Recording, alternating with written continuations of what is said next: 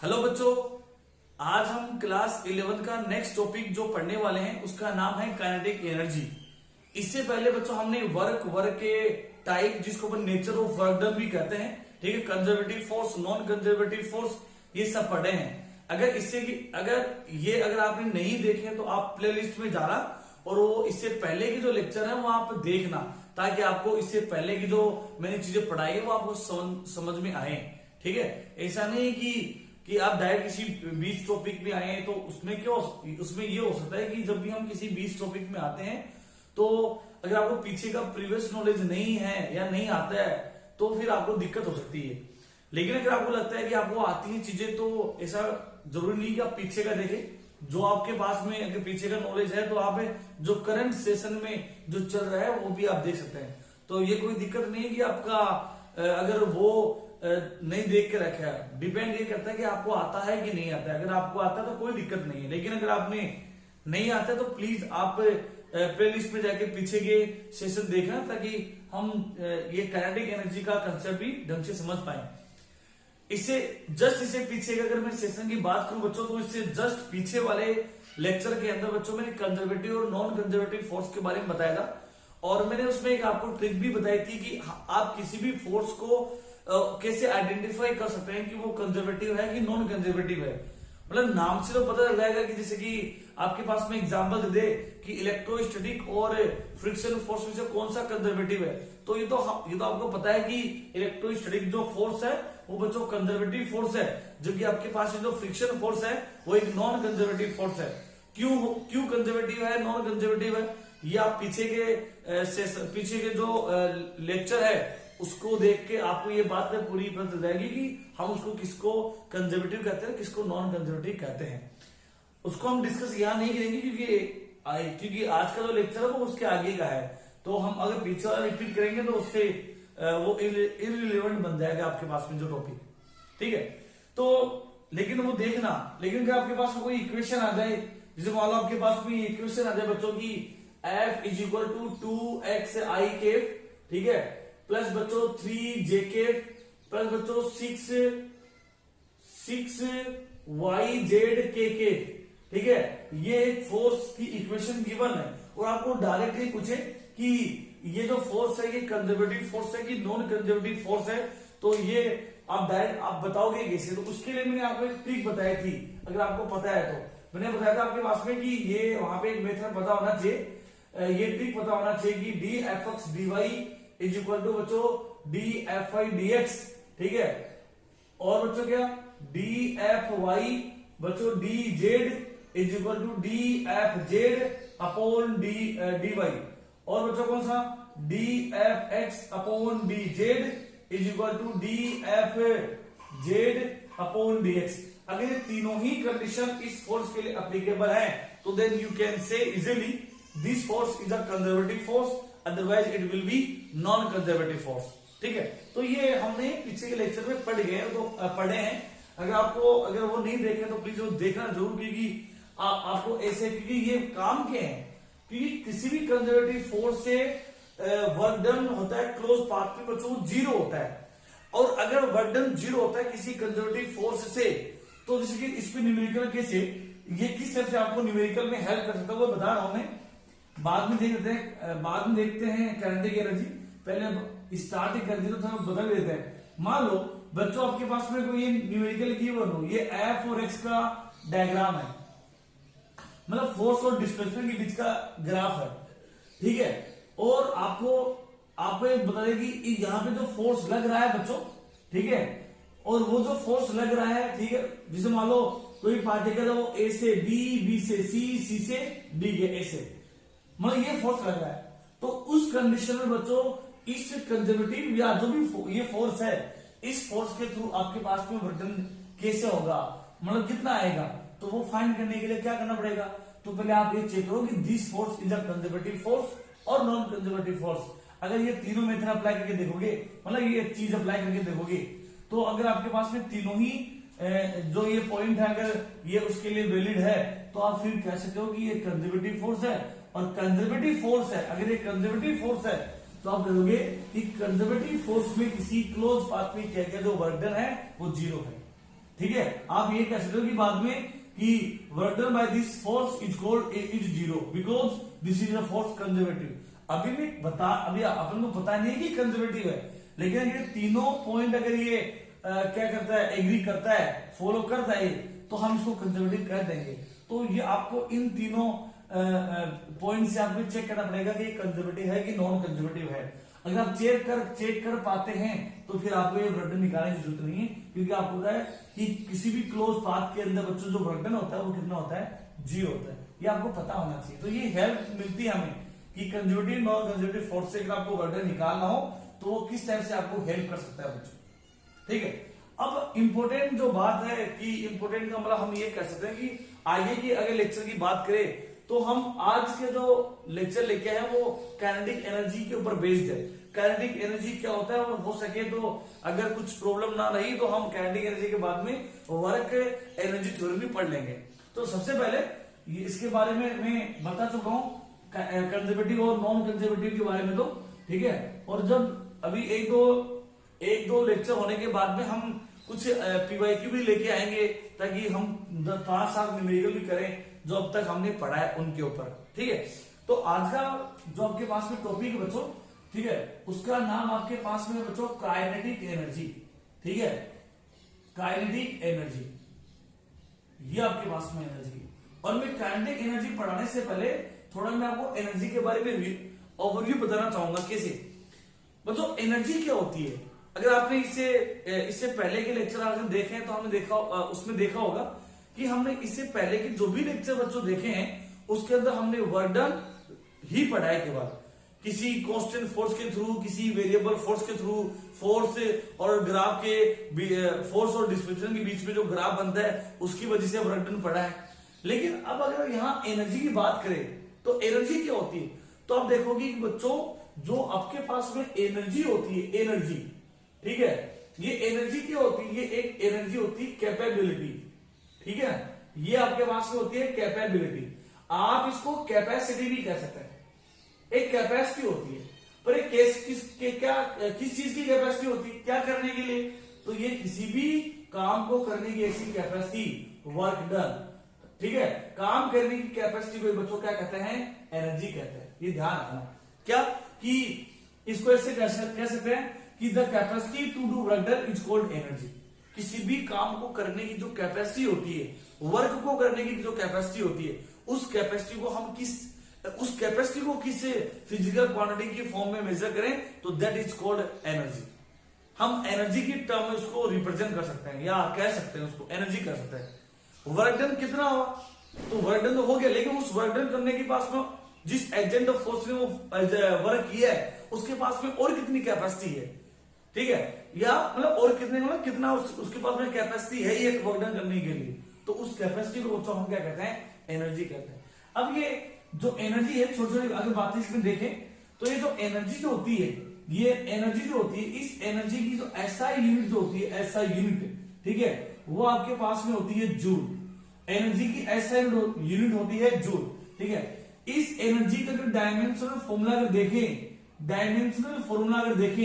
तो dimensional formula होता है वर्क डन के इक्वल ही। जो डायमेंशनल फॉर्मूला वर्क का होता है वही एनर्जी का होता है। तो हम इसको ऐसे कह सकते हैं कि क्या, m1 L2 T - 2। ठीक है, ये आपके पास में डायमेंशनल फॉर्मूला किसका है, एनर्जी का है।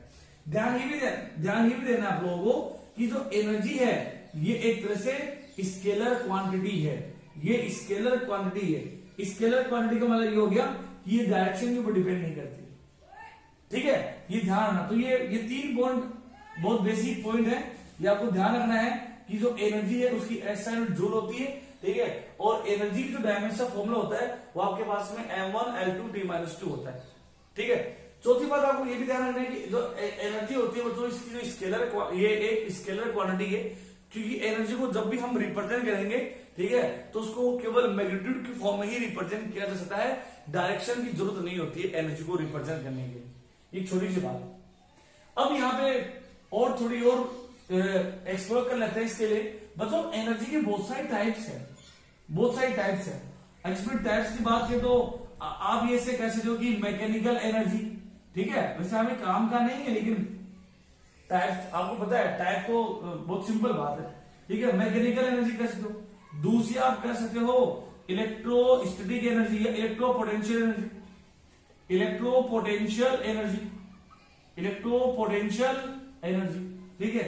ऐसे कह सकते हो कि मैग्नेटिक एनर्जी, ऐसे कह सकते हो कि विंड एनर्जी, ऐसे कह सकते हो सोलर एनर्जी, ठीक है। ऐसे आप कह सकते हो कि आपके पास में थर्मल एनर्जी, ऐसे आप कह सकते हो केमिकल एनर्जी, साउंड एनर्जी, ठीक है, न्यूक्लियर एनर्जी। तो इसमें बहुत सारी एनर्जी होती है, ठीक है। वो आपको कभी कोई किसी भी एग्जाम में से पूछा नहीं जाएगा कि एनर्जी के क्या क्या टाइप है, लेकिन हमें जैसे जैसे हम फिजिक्स को पढ़ेंगे फ्रॉम 11 से 12 तक, तो आप देखोगे आपके पास में बहुत से अलग अलग चैप्टर्स के अंदर आपको हो सकता है आपको अलग अलग एनर्जी के नाम सुनने को मिले, तो ये ध्यान रखना। तो ये छोटी सी बात है मैकेनिकल एनर्जी, जिसको हम टोटल एनर्जी भी कह सकते हैं। इस मैकेनिकल एनर्जी की बात करें, इस मैकेनिकल एनर्जी को या दोस्तों जो आपके पास में टोटल जो एनर्जी है, इस टोटल एनर्जी में दो टाइप की एनर्जी होती है। एक होती है आपके पास में काइनेटिक एनर्जी, एक होती है आपके पास में पोटेंशियल एनर्जी। मतलब मैकेनिकल जो एनर्जी होती है, टोटल एनर्जी जो होती है, वो आपके पास में काइनेटिक एनर्जी और पोटेंशियल एनर्जी के सम के इक्वल होती है। तो उन्हीं में से हम एक एनर्जी लेके चल रहे हैं, काइनेटिक एनर्जी, ठीक है। क्योंकि मैकेनिकल एनर्जी तभी निकाली जा सकती है जब आपके पास में काइनेटिक एनर्जी और पोटेंशियल एनर्जी हो। तो पहले हम पढ़ लेते हैं काइनेटिक एनर्जी क्या होती है। काइनेटिक एनर्जी क्या होती है, तो बिना वो मतलब क्या बोलते हैं कि बिना इसमें ज्यादा वो बात की भी, बहुत सिंपल बात है। क्या बात है बच्चों की, काइनेटिक जो एनर्जी होती है बच्चों, ये किसकी वजह से आती है, ये आती है due to motion. Due to motion, किसी भी ऑब्जेक्ट के मोशन की वजह से अगर कोई पार्टिकल कोई एनर्जी पजेज करता है, ठीक है, उस एनर्जी को बच्चों हम बोलेंगे काइनेटिक एनर्जी, ठीक है ना, उसको हम बोलेंगे काइनेटिक एनर्जी। तो किसी भी पार्टिकल की मोशन की वजह से या मूविंग स्टेट की वजह से, उसको हम ये भी कह सकते हैं, उस किसी पार्टिकल के मोशन की वजह से और मूविंग स्टेट की वजह से जो एनर्जी होती है, या इस स्टेट की वजह से जो पजेस एनर्जी होती है, उसको हम बोलते हैं काइनेटिक एनर्जी। ये ध्यान देना आप लोगों को, ठीक है। तो ये होती है आपके पास में कौन सी, काइनेटिक एनर्जी होती है। जिसके अगर हम इसको एग्जांपल लें काइनेटिक एनर्जी का, तो काइनेटिक एनर्जी का एग्जांपल ये हो सकता है, कौन सा, ये हो सकता है कि मूविंग कार एनर्जी, ऐसे लेंगे, energy possess by moving car, ठीक है। मूविंग कार्स जो एनर्जी पजेस करके रखी है, जो स्टोर करके रखी है, वो आपके पास में कौन सी एनर्जी है, काइनेटिक एनर्जी है, ठीक है। दूसरी एनर्जी आप ऐसे कर सकते हो कि आपके पास में जो हवा की वजह से जो विंड मिल्स होती है, विंड मिल्स, ठीक है, ये भी आपके पास में, मतलब बच्चों ये भी बच्चों एयर की मोशन की वजह से जो एनर्जी पजेस करती है, वो कौन सी एनर्जी होती है, काइनेटिक एनर्जी होती है, ठीक है। कोई भी इलेक्ट्रॉन है वो न्यूक्लियस के अराउंड मूव कर रहा है, तो उसकी मोशन की वजह से जो एनर्जी होगी वो इलेक्ट्रॉन की कौन सी एनर्जी हो जाएगी, काइनेटिक एनर्जी हो जाएगी। तो इससे काइनेटिक एनर्जी की थ्योरेटिकल पोर्शन है, इसमें हम लोगों को ज्यादा इतना वो दिमाग नहीं खपाना है कि ये क्या है, लेकिन आप बस ये ध्यान रखना, काइनेटिक एनर्जी ऑब्जेक्ट के मोशन की वजह से होगी। अगर ऑब्जेक्ट की मोशन, अगर ऑब्जेक्ट आपके पास में मूविंग स्टेट में है, तो by virtue of its motion it's called kinetic energy, ठीक है। तो ये अभी काइनेटिक एनर्जी का जो फॉर्मूला है, ये हम डिराइव करना इंपॉर्टेंट है, ठीक है भाई। छोटी क्लासों में तो आपने जो ट्रेडिशनल मेथड से काइनेटिक एनर्जी का फॉर्मूला डिराइव किया है, वो तो एक अलग बात है। यहाँ पे जैसे कि हमने 11th स्टैंडर्ड के अंदर आप लोगों ने कैलकुलस भी थोड़ा पढ़ लिया है, तो हम कैलकुलस मेथड से भी आपको काइनेटिक एनर्जी का डायरेक्शन आना चाहिए, वही इंपॉर्टेंट है। और वहीं से आपको न्यूमेरिकल घूम फिरा के आ सकते हैं, ठीक है। और आपके पास में एक चीज और होती है, इसी काइनेटिक एनर्जी से हम आपके पास में वर्क और एनर्जी थ्योरम भी बनाएंगे। तो सबसे पहले इसका ट्रेडिशनल मेथड है एक काइनेटिक एनर्जी का, वो हम देख लेते हैं। सबसे पहले आपको ये बता देता हूं कि काइनेटिक जो एनर्जी होती है उसका फॉर्मूला होता है आपके पास में हाफ mv स्क्वायर। ध्यान रखना, मतलब अगर किसी बॉडी का मास m है और अगर वो v वेलोसिटी के साथ में या v स्पीड के साथ मूव कर रहा है, तो बच्चों उसकी काइनेटिक एनर्जी का फॉर्मूला होगा हाफ mv स्क्वायर। मतलब उस ऑब्जेक्ट से पजेज या उस ऑब्जेक्ट से रिलेटेड जो एनर्जी होगी, काइनेटिक एनर्जी हो जाएगी आपके पास में हाफ mv स्क्वायर। ये ध्यान देना है, ठीक है। अब ये आपके पास में फॉर्मूला निकलेगा कैसे, तो आपके पास में दो मेथड है। एक तो आपके पास में है ट्रेडिशनल मेथड, जिसे हम छोटी क्लास में भी निकालते आए हैं, ठीक है। ट्रेडिशनल मेथड में अगर आप देखेंगे ट्रेडिशनल पुराना मेथड। उसमें क्या है, अगर मैं एक एग्जांपल लेके समझाऊं, ऐसे समझिए बच्चों, ये आपके पास बच्चों कार है, कार अभी इनिशियल स्टेट में है, मतलब रेस्ट में है, और कार के ऊपर कोई फोर्स लगा, कार के ऊपर कोई फोर्स एफ लगा, जिसकी वजह से कार एस डिस्प्लेस हो गई, और एस डिस्प्लेस हो गई, हमें पता है कार का मास एम है, तो ये कुछ एक्सेलरेट हुई होगी ए एक्सेलरेशन के साथ में, और अब कार की जो स्पीड है वो वी है। तो हमें निकालना है कि इस फोर्स से कितना वर्धन किया, और इस फोर्स से जितना बच्चों वर्धन किया वही वर्धन इस कार के अंदर काइनेटिक एनर्जी की फॉर्म में स्टोर हो जाएगा, या वो काइनेटिक एनर्जी होगा। तो कैसे बच्चों, आपको पता है वर्धन का फॉर्मूला होता है बच्चों आपके पास में F इंटू एस, या अगर वेक्टर फॉर्म में देखें तो F vector dot S vector, और इसको लिखा जा सकता है एफ एस और आपके पास में कोस जीरो। अब आप कहोगे सर एफ एस वैसे कोस थीटा होता है, कोस थीटा लेते हैं एक बार। अगर आपको पता चल रहा हो यहाँ पे बच्चों, कार का डिस्प्लेसमेंट भी इधर है और कार के ऊपर लगने वाला फोर्स भी इधर है, इसका मतलब इन दोनों के बीच में जो थीटा है, एफ और एस के बीच का जो एंगल है वो आपके पास में 0 डिग्री। तो हम इसको लिख सकते हैं F W is equal to F S और कोस जीरो की वैल्यू 1, तो देखिए W is equal to F S. अब अगर आप एक चीज और देखिए, क्योंकि हमें ये भी पता है फोर्स का फॉर्म होता है आपके पास में मास इंटू एक्सेलरेशन, एनएलएम वाले चैप्टर में आए थे, ठीक है। ये वैल्यू अगर यहां चिपके हैं तो डब्ल्यू जीरो हो जाएगा आपके पास में एम ए एस। अब देखो, from third equation of motion, from third equation of motion, और अगर आपने देखा from equation third of motion, उससे देखो क्या होगा, अगर आपने देखा हो तो तीसरा इक्वेशन ये होता है v square equal to u square और प्लस बच्चों 2as। मैं या तो a की वैल्यू निकाल दो या s की वैल्यू निकाल दो और यहां चिपका दो, क्योंकि हमें आपको पता है कार की स्पीड स्टार्टिंग में 0 है, बाद में v होगी, और हमें v की टर्म में आंसर निकालना है, ठीक है, क्योंकि काइनेटिक एनर्जी आपके पास में हाफ v स्क्वायर ही होती है। तो बच्चों अगर मैं s को ऐसे लिखूं, पहले तो आप ये देखो u कितना है, u 0 है, तो ये टर्म तो आपके पास में 0 होगी, और ये बन गया v square equal to 2as, और यहां से s इज इक्वल टू क्या बन जाएगा, s इज इक्वल टू बन जाएगा v स्क्वायर अपॉन आपके पास में 2। एक इक्वेशन आपके पास में ये थी, एक इक्वेशन आपके पास में किया, मतलब हमने थर्ड इक्वेशन ऑफ मोशन से s की वैल्यू फाइंड करी है, और उस s की वैल्यू हम इस वर्डन में चिपका देते हैं। तो देखो आपके पास में क्या रहेगा, w is equal to M A, और s की लिख दी है v square upon 2a, a से a कैंसिल हो गया, आपके पास में w इज इक्वल टू बन गया है हाफ एम वी स्क्वायर। ये वर्धन हो गया, मतलब इस फोर्स ने इतना वर्धन किया। लेकिन मैं आपको बार बार बता रहा हूं कि जो वर्धन किया जाता है वही वर्धन उस एज ए एनर्जी की फॉर्म में स्टोर हो जाता है उस बॉडी के अंदर। तो यही वर्धन काइनेटिक एनर्जी की फॉर्म, काइनेटिक एनर्जी होगा इस कार का। तो काइनेटिक एनर्जी का फॉर्मूला बन जाएगा हाफ एम वी स्क्वायर। ये आपको समझ में आया कि नहीं, ध्यान, ये काइनेटिक एनर्जी का फॉर्मूला है। काइनेटिक एनर्जी का जो फॉर्मूला आ गया है वो आ गया है हाफ एम वी स्क्वायर। अगर किसी बॉडी का मास और अगर वो v स्पीड से मूव कर रहा हो तो उसकी फॉर्मूला ये होगा। अगर देखो अब यहां पे एक चीज देख सकते हो, आपको कोई पूछ ले कि अगर कोई बॉडी, अगर आपके पास में कोई बॉडी बच्चों रेस्ट में है तो क्या उससे रिलेटेड काइनेटिक एनर्जी होगी?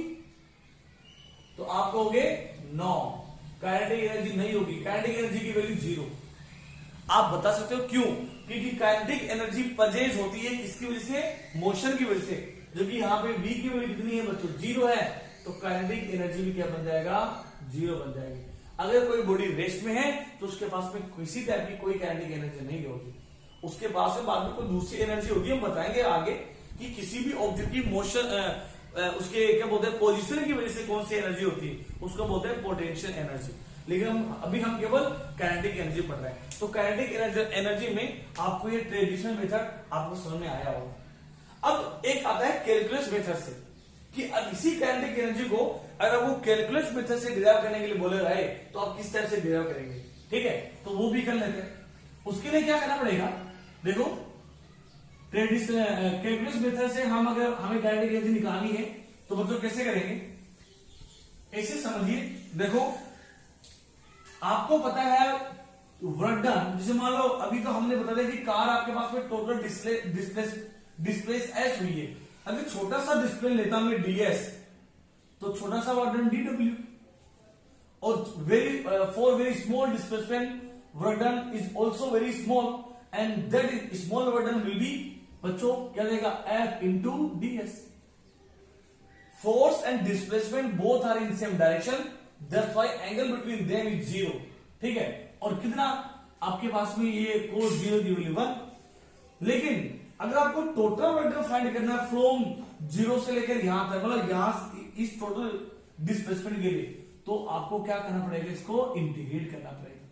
ठीक है, इसको इंटीग्रेट करेंगे तो क्या लिखेंगे, डीडब्ल्यू।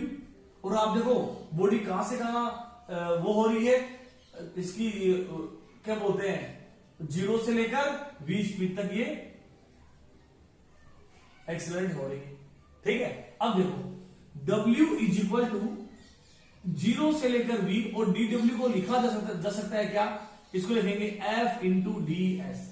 आपको पता है तो हम f को लिख सकते हैं बच्चों एम ए, और लिखेंगे इसको एम ए का फॉर्मूला होता है dv अपॉन dt, मतलब एक्सेलरेशन जो होता है वो क्या होता है, rate of change in velocity is called acceleration. तो मैं एक को लिख सकता हूं डिफरेंशियल फॉर्म के अंदर, तो लिखेंगे w इज इक्वल टू, और बन जाएगा यहां पे जीरो से लेकर v, और यहां लिखेंगे बच्चों m dv upon dt into ds।